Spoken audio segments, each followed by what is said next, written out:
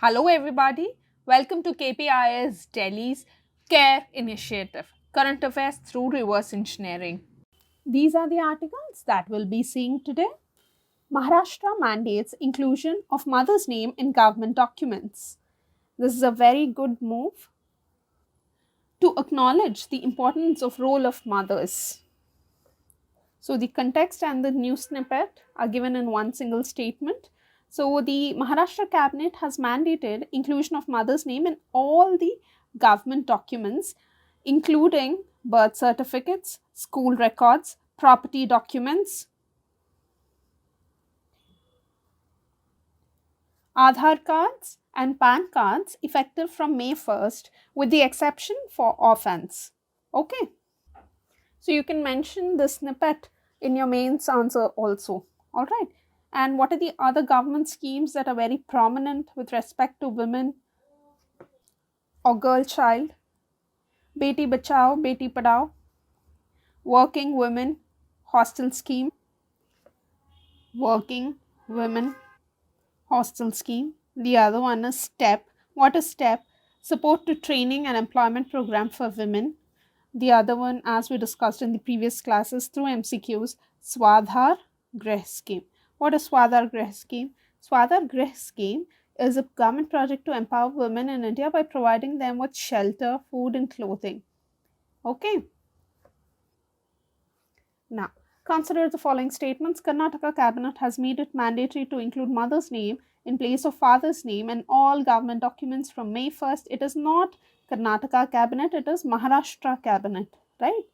So this is wrong. The Beti Bachao Beti Padhao scheme was launched by Prime Minister of India in Maharashtra. No, it was launched in the state of Haryana in the year 2015. Why was Haryana chosen? It's because it has one of the lowest sex ratios. Okay, so this is also wrong. Which of the above statements are incorrect? Both of them are incorrect. Now, consider the following statements. Aadhaar card can be used as a proof of citizenship or domicile. This is wrong because section 9 of Aadhaar Act says that Aadhaar number or authentication shall not confer any right as a proof of citizenship or a proof of domicile in respect of Aadhaar number holder. Okay, so this is wrong. Once issued, Aadhaar number cannot be deactivated or omitted by the issuing authority. Who is the issuing authority? It's UIDAI, and UIDAI has the power to deactivate or omit Aadhaar number of a person. Okay, so this is also wrong. Which of the above statements given are correct? None of them is right, so D is the answer. National Action Plan to combat snake bite and venoming. See, venom is snake's poison. Okay, snake bite envenoming is a potentially life-threatening disease caused by toxins in the bite of a venomous snake, that is poisonous snake. Okay, and this is the context, and this is also the news bit. Okay, so it was inaugurated and it is aiming to halve snake bite deaths by 2030 through a comprehensive One Health approach. Okay, and there was also snake bite helpline number 15400 in place as a pilot project in 5 states of Puducherry, Madhya Pradesh, Assam, Andhra Pradesh and Delhi. Okay. Now this word is also important. What is One Health approach? It is an integrated unifying approach to balance and optimize the health of people, animals and the environment. Okay. It is based on the idea that the health of these groups, that is people, animals and environment, are that all these things are closely linked and interdependent. Which of the following are correct with regards to National Action Plan for Prevention and Control of Snake Bite and Venoming in India? The primary goal of NAPSA is to reduce snake bite deaths by half by 2050. No, it is by 2030. Okay.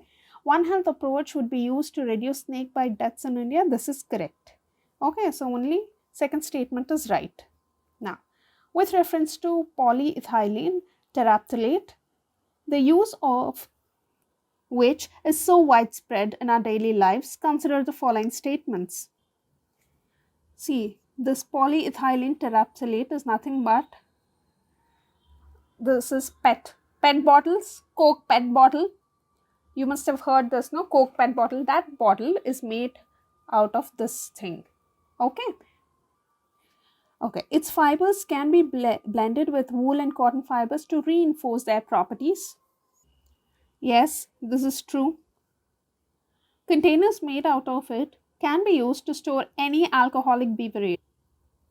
This is wrong because Maharashtra government has already announced a ban on sale of alcohol in PET bottles. That means it is dangerous, right? So this is wrong. Okay, so second one is wrong. First statement is correct. That means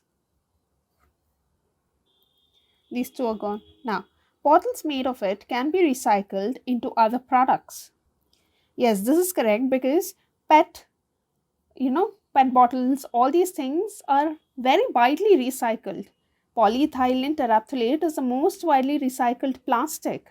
Okay, so this is correct. When this is correct, A is the answer. You don't need to read the fourth one. Citizenship Amendment Act and the issues and legal challenge to the law. In yesterday's care video, we have seen some basics about CAA, right? Now, we'll discuss about the legal challenges that the law is facing. The first one, or the first argument, is that it violates right to equality enshrined in Article 14 of the Indian Constitution. This is the main contention. Okay, the government argues that Muslims have been excluded from the group of persecuted minorities because Pakistan, Afghanistan and Bangladesh are Islamic countries with Muslim majority population.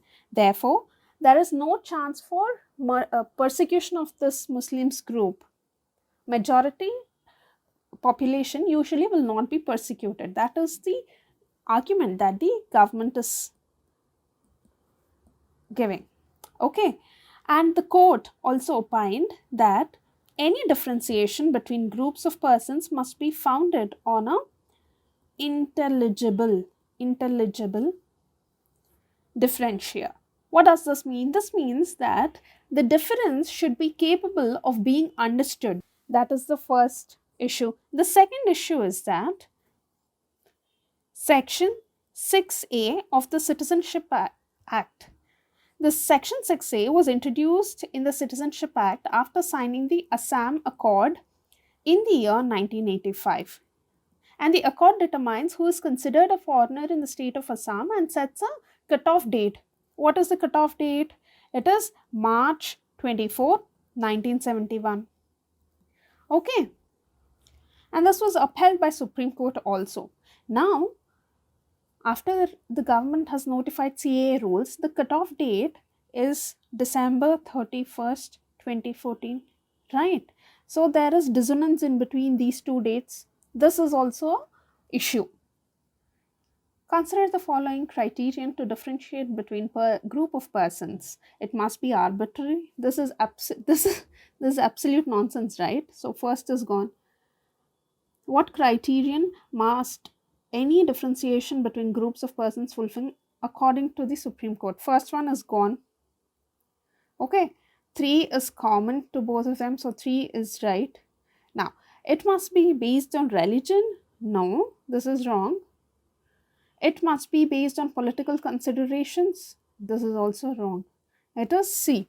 What is C? 3 only. It must be founded on an intelligible differentia, that is difference that is capable of being understood. Now, with reference to India, consider the following statements. There is only one citizenship and one domicile. Yes, this is correct because we all know that in India there's only single citizenship. This is correct. And only one domicile. Yes. What is domicile? Domicile means residence. And in the year 2010, Uttarakhand High Court declared that there is no separate domicile for each state and there is only one domicile for the entire country. This is about Uttarakhand's High Court's judgment.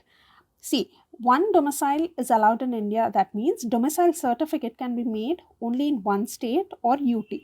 Okay, that you have to remember. And in 2010, Uttarakhand High Court declared that there's no separate domicile for each state and there's only one domicile for the entire country.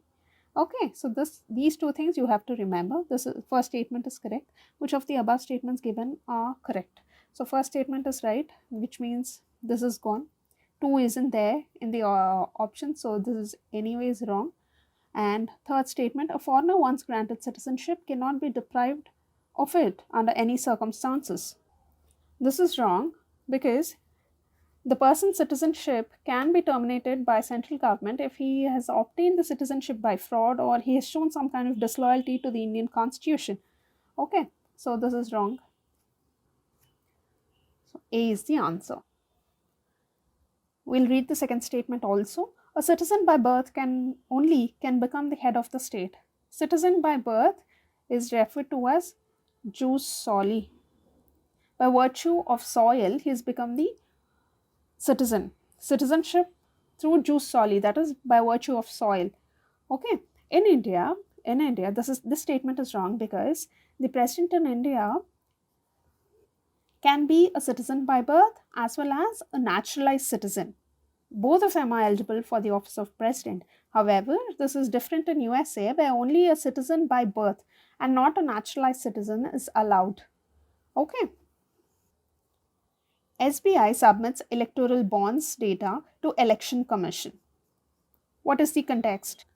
The context is that Supreme Court outrightly said electoral bonds are unconstitutional and it has ordered the SBI to submit electoral bonds data, and hence SBI did this. Okay.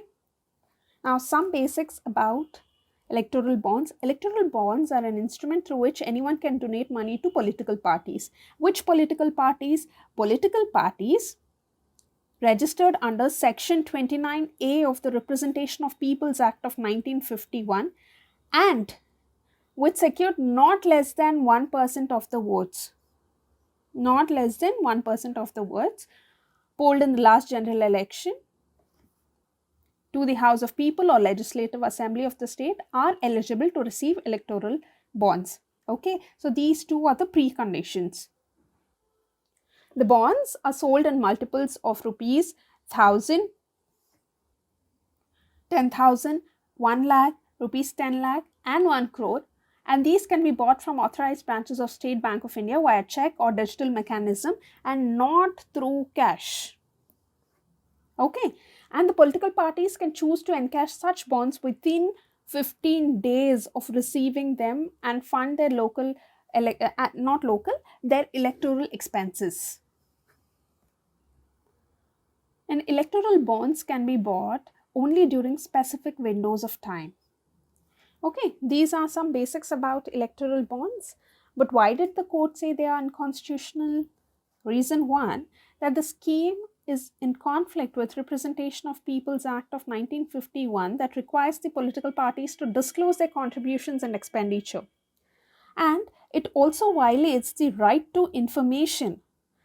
That is, the scheme hides the source of funding of political parties from the public, which is a fundamental right under Article 19(1). Okay, and the scheme also enables black money, foreign funding and corporate influence in politics. And it also violates the principle of equality because it discriminates between different political parties based on their vote share, giving an unfair advantage to the ruling party and major opposition parties while excluding smaller and regional parties, right? Now, consider the following statements with reference to electoral bonds. Any political party registered under Companies Act of 1956. What Companies Act? No. Political parties registered under Section 29A of Representation of Peoples Act of 1951 are eligible to receive electoral bonds, and that party shouldn't have secured less than 1% of votes in the previous general elections. Those are the two conditions, right? So this is wrong. Political parties registered under Section 29A of the Representation of Peoples Act 1951. This is correct. Which of the above eligible to receive electoral bonds according to the provisions. So 1 is wrong, B is the answer. Okay, now consider the following statements about electoral bond scheme 2018. This was given in Rajasthan's Group 1 examination in the year 2018. Now, the aim of the scheme is to bring about transparency in funding process of political parties. See, at first instance, this might look like a wrong statement, but this is a correct statement because the press release which was published introducing the scheme of electoral bond by the government, the first statement itself reads as follows. It says, the government has notified the scheme of electoral bonds to cleanse the system of political funding in the country. To cleanse the system of political funding in the country, which means it was aimed to bring some transparency in the funding process. Okay. So this is correct. Which of the above statements are correct? A should be there. This is gone. Now, only political parties recognized by the Election Commission would secure not less than 1% of the votes polled in the last general election of the House of People or Legislative Assembly of the state shall be eligible to receive the electoral bonds. This is correct. The electoral bonds shall be valid for 15 calendar days from the date of issue. Yes, within 15 days, the political parties have to encash them. That is also right. The electoral bond deposited by an eligible political party in its account shall be credited on the same day. Yes. So all the statements are right. Public Health Foundation of India secures second place in global rankings, surpasses Harvard. So what is the context? The context is that in the rankings by International Journal of Public Health, India's Public Health Foundation stood second, surpassing Harvard, which was ranked third. Then who's the first ranker? It is London School of Hygiene and Tropical Medicine. Now, some basics about Public Health Foundation. Public Health Foundation of India is a not-for-profit public-private initiative that has collaboratively evolved through consultations with multiple constituencies including Indian and international academia, state and central governments, and it is a response to redress the limited institutional capacity in India for strengthening research and policy development in area of public health. And when was this established? It was established in the year 2006 at New Delhi. We'll look into the MCQ. Consider the following statements with reference to global rankings for schools of public health. Public Health Foundation of India secured top position in the inaugural global rankings. It stood second, not first, so this is wrong. The rankings were published by World Health Organization. It is not World Health Organization, it is International Journal of Public Health. Okay, so both the statements are wrong. Which of the above statement A's are correct? None of them. So D is the answer. Which of the following are objectives of National Nutrition Mission? This is also known as Poshan Abhiyan. Poshan Abhiyan. What is the full form? Prime Minister's overarching scheme for holistic nutrition. And it was launched on March 8th in 2018. That is International Women's Day, in Rajasthan from Junjunu district. See, previously we have seen that Beti Bachao, Beti Padhao was launched from Haryana because it has one of the lowest sex ratios, right? Now, why is this program launched in Junjunu? Because the prevalence of anemia among women in the reproductive age is about 38%.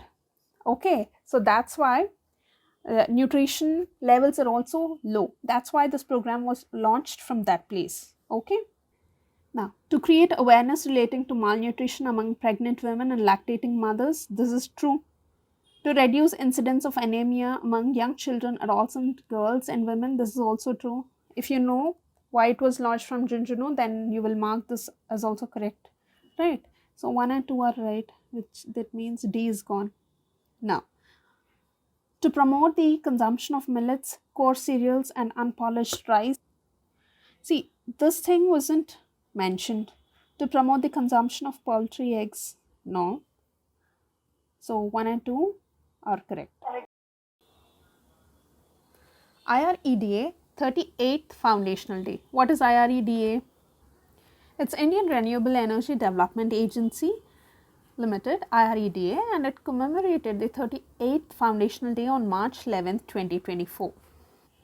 Now, you need to know some basics about IREDA for prelims. It was established in the year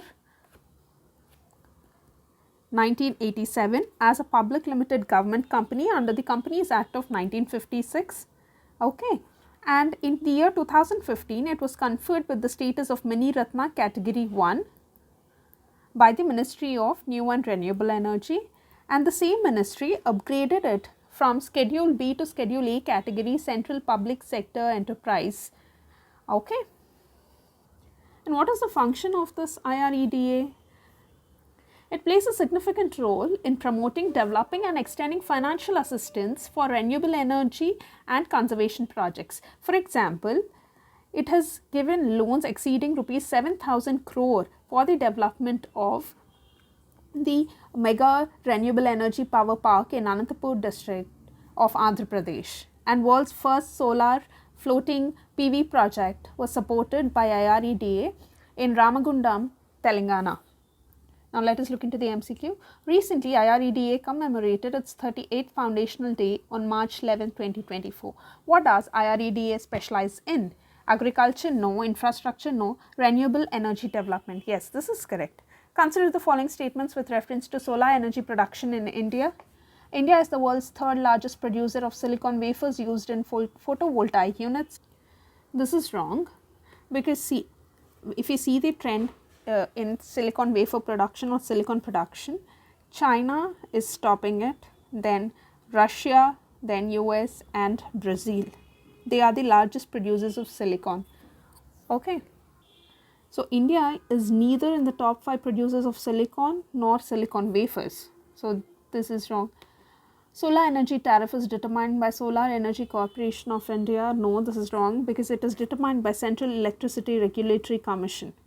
So both the statements are wrong. Which of the above statements these are correct? None of them. Microplastics in human placenta. Okay, what is the context? The context is that a recent study by University of New Mexico Health Sciences has revealed a concerning discovery, the presence of microplastics in all the human placenta they investigated. Now, what is placenta? Placenta is a temporary organ that connects the mother and the fetus through the umbilical cord, and it plays a crucial role in delivering nutrients and oxygen to the developing fetus while acting as a shield against infections or viruses. Now, what are microplastics? Microplastics are small pieces of plastics which are less than 5 millimeters in size. Why is it a point of concern? Because of the health impacts. One, it has a chance to cause cancers in the newborns. Second, it can cause oxidative stress and inflammation. Okay, so the health concerns are a cause of worry. Now, consider the following statements with reference to microplastics. Plastic items that are greater than 5 millimeters in length? No, it is less than 5 mm, right? Now, small pieces of plastic that are less than 5 millimeters in length? Yes. Plastic items that are biodegradable? No. Which of the above statements are incorrect? Incorrect 1 and 3. So, A is the answer. Why is there a great concern about the microbeads that are released into the environment? Okay, they are considered harmful to the marine ecosystems? Yes. Why? Because of a process called biomagnification. Okay, biomagnification. What is biomagnification? It is the increase in concentration of a substance in the tissues of organisms at successively higher levels in a food chain. Okay, so if it is small fish is consuming 1% of microbeads, okay, 1%, 1%, 1%, and assume that all these fish are eaten by a larger fish. Okay, the concentration of the toxic materials is increasing. Okay, and that is called biomagnification, and that is a cause of concern with respect to microbeads also. Now, what is the difference between microplastics and microbeads? See, these microbeads are intentionally designed to be small, and they are used in many health and beauty products, especially in the exfoliating products, and in skincare, these microbeads are used. Now, while microplastics, these are, see, for example, in the ocean, large chunks of plastics actually break down into smaller particles. These are called microplastics. Okay, these are intentionally manufactured because of the properties and therapeutic effects that the small size produces. These are called microbeads, while this microplastics, as I said, the big plastics break down into small chunks less than 5 mm in size. Those are called microplastics.